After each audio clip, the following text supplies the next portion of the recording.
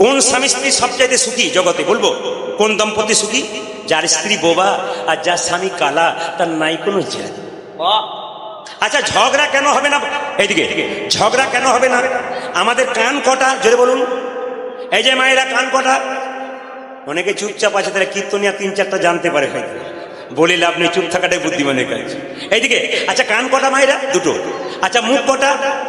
তাহলে ভগবান বলতে কটা বলেছে, শুনতে কটা বলেছে? হিসাব করুন আপনারা। বলতে কটা বলেছে? দুটো বলতে বলেছে। এতক্ষণ তুই এই শুনলি? হ্যাঁ, ও বলছে আমি কানে কালা, তো সেই জন্য বুঝলি না। বস বস বস। ও বলছে এক কানে কালা আছে ওর।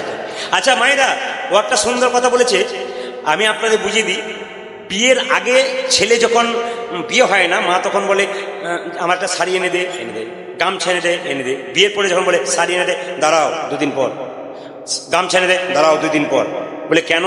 বিয়ের আগে আনছিস, এখন আনছিস না কেন? বলছে শোনো, বিয়ের পরে ছেলেদের একটা কান বন্ধ হয়ে যায়। বলছে কি করে বন্ধ হয়? বলে দেখো, তুমি যখন আগে বলতে গামছা এনে দে, আমি দাঁড়িয়ে দাঁড়িয়ে শুনতাম, এক কানে শুনতাম, এক কানের একটা শুনতাম, সব ঠিক হতো। কিন্তু এখন তোমার বৌমা যখন বলে আমি বালিশে মশারি থেকে এক কান চাপা থাকি, শাড়ি এনে দিও, ওই যে ঢুকে যায় আর বেরোই না। আর তুমি বললে এই কানে বেরোই, কানে ফুস করে বেরিয়ে চলে যাই। ওই জন্য মায়েদের বিয়ের পরে কিন্তু ছেলেদের একটা কান বন্ধ হয়ে যায়। তবে আপনাদের স্বামী স্ত্রীতে কোনোদিন ঝগড়া হবে না। একটা সুন্দর কথা বলে যাই, আপনারা যে যেখানে যে মন দিয়ে শুনুন, শেষে যদি দরকার হয় আমার কাছে নিয়ে যাবেন। আমাদের বাড়ির পাশে স্বামী স্ত্রী ছিল, খুব ঝগড়া হচ্ছিল। আমাদের পাশের মেয়েরা বলছে দিদি, এ খালি তোমরা ঝগড়া করছো, আমাদের সংসারটাকে নষ্ট করছো। তখন মেয়েটি বলছে আর বলবেন না দিদি, খালি ঝগড়া হয় আমাদের। বলে কেন? এদিকে কিসের ঝগড়া? সন্ধ্যে 7টার সময় স্বামীর আসার কথা, যেদিন 9টা হয়ে যায় আমার মাথা খারাপ হয়ে যায়, কোথায় ছিল এতক্ষণ? মেয়েদের তো এই একটা রোগ আছে নাকি, কোথায় ছিল? আপনাদের এখানে নাই, আমাদের দিকে আছে। কি বলে কোথায় ছিল এতক্ষণ? বলে গাড়ি খারাপ হয়ে গেছে, তুমি জানো? এই যদি 2টো বলে 5টা বলে, এই নিয়ে ঝগড়া হয়। তখন পাড়ার মেয়েরা বলছে পাশের গ্রামে সাধু বাবা এসছে, তার কাছে যা, দেখবি তোদের আর ঝগড়া হবে না। মায়েরা স্নান করে সকালবেলায় সাধু বাবার কাছে গেছে, আমার দিকে তাকাবেন, অভিনয়, নাটক, কীর্তন। তো বলছে আমি কিন্তু ছোট থেকে, খুব বাচ্চা থেকে নাটক করা আমার অভ্যাস, গ্রামে নাটক যাত্রা হতো আমার বাবার সঙ্গে। বাবা যখন বড় মানে বয়স হয়ে গেছে, তখন পুলিশ অফিসার, আমি কিন্তু বাচ্চা ছেলে অভিনয় করছিলাম। তাহলে অভিনয় করা আমার অভ্যাস আছে, একটু তাকাবেন। কি করেছে লক্ষ্য করুন, যখন জিজ্ঞেস করছে মা তোরা কি জন্য এসছিস, তখন মেয়েটা বলতে পারছে না, ঝগড়া হচ্ছে। বাবা বলে কি? সাধু বাবা বুঝতে পারছে না কি জন্য এসছিস মা। সাধু বাবা তো অন্তর্যামী, তিনি বুঝতে পেরেছেন। বলছে কি হচ্ছে তোদের? আর বলবেন না বাবা, খালি খটর বটর লেগেই আছে। এই দেখুন টর্চ মারছে, আপনাদের দেখবেন, আমার মুখটা দেখতে পাচ্ছি না, তো সরে দাঁড়ান। কীর্তনে মজা আছে তো, সারা রাত্রি হলো, কোনো অসুবিধা নেই। এইদিকে দেখান। বলছে বাবা আমাদের খালি খটর বটর লেগেই আছে। বলছে ঝগড়া হয়? বলে হ্যাঁ। আচ্ছা কাজ কর, কে বেশি ঝগড়ুটে? তখন মেয়েটা দেখাচ্ছে। আর স্বামীটাকে বলছে কে বেশি ঝগড়া করছে? সাধু বাবা বুঝে গেছে মেয়েটি বেশি ঝগড়ুটে, তখন মেয়েটাকে বলছে, সেটাকে বলছে তুই পালিয়ে যায়, ব্যবস্থা করে দিচ্ছি। মেয়েটাকে বলছে তোর কোনো চিন্তা নাই, ফুসফুস করে মন্ত্র দিলাম, এই জলটা নিয়ে যা, মন্ত্রপুত জল।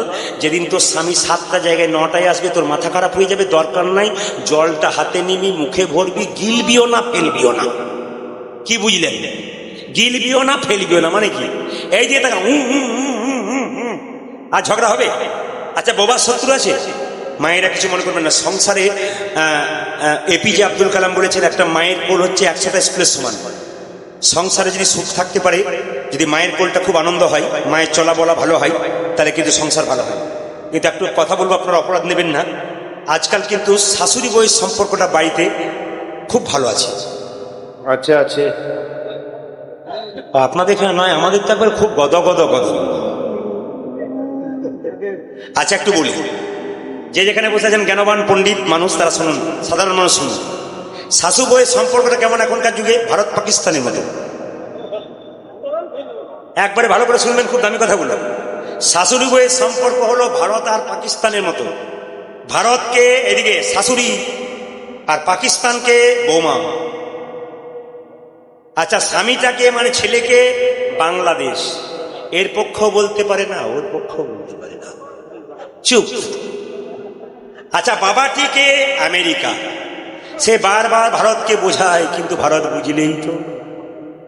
আচ্ছা চীনকে চীন, ও হলো বৌমার মা, ও খালি উস্কিয়ে দেয়, যত লাগে তত। হরি বল হরি বল। মানে কীর্তনে যে কি মজা আছে বাস্তব দিয়ে একমাত্র যে শুনছে সে বুঝছে, আর আমরা কালেকশন করি আমরা বুঝতে পারি। এটা কিন্তু কিছু মনে করবেন না, এটা দেওয়া কার জানেন? আমি কীর্তন করি ঠিক কথা, কিন্তু আমাকে অনেক ভক্ত আছে যারা কিন্তু ভালো ভালো জিনিস পাঠায়। এটি আমার ছোট মেয়ের দেওয়া। আজকে এই পরশু দুপুরবেলায় আমাকে পাঠিয়েছে, বাবা একটা ভালো জিনিস পাঠালাম, তুমি দিও কিন্তু। আমার দিয়ে দেবো। আচ্ছা, রাশিয়াটা কে বলুন তো? ও হলো মানে মানে ননদিদি। ও খালি ভারতের পক্ষ হয়েই বলে, মানে মায়ের পক্ষ হয়েই বলে। আর আরব দেশগুলো হলো প্রতিবেশী, ওরা কি করবে খালি তাকিয়ে তাকিয়ে দেখে, কিছু করার থাকে না। এই জন্য আমি বলে রাখি, আপনাদের সম্পর্কটা যেন ভারত পাকিস্তানের মতো না হয়। আজকে আপনি পাকিস্তান, কিন্তু 10 বছর পরে আপনি আবার ভারত হবেন। সেদিন কিন্তু পাকিস্তান এসে আপনাকে আক্রমণ করবে, বৌমা পাকিস্তান এসে আপনাকে আক্রমণ করবে। তাই আপনাদের কাছে নিবেদন রইল, সংসার যদি সুখের করতে চান, কৃষ্ণ ভক্ত সন্তান পেতে চান, আমি বারবার আপনাদের সামনে এই নিবেদনটাই রাখবো, একটা একটা করে শুনবেন, খুব